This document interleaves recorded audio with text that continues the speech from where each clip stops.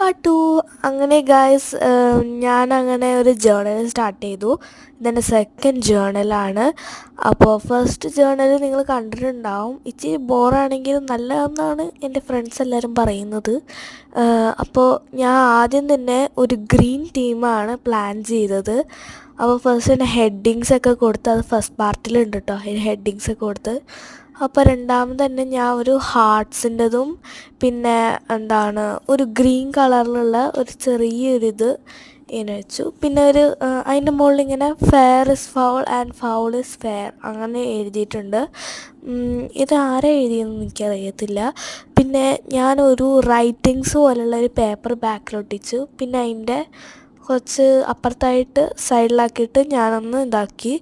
പിന്നെ അതിൻ്റെ ഒരു ഭംഗി കൊടുക്കാനായിട്ട് ഞാനൊരു സൈഡിൽ പിന്നെ കുറച്ചും കൂടി പേപ്പേഴ്സ് ഗ്രീൻ കളറിലെടുത്തു. അതിന് ശേഷം ഞാനൊരു ലവ് ചൂസ് ചെയ്തു.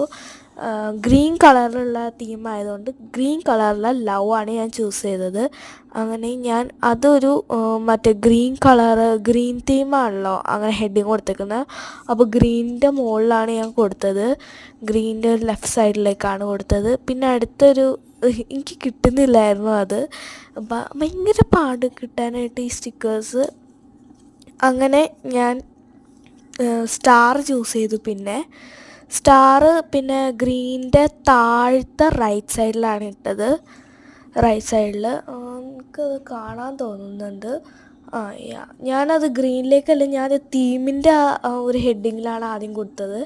പിന്നെയാണ് തീമിൽ ഞാൻ കൊടുത്തിട്ടുണ്ടായിരുന്നു സ്റ്റാർ.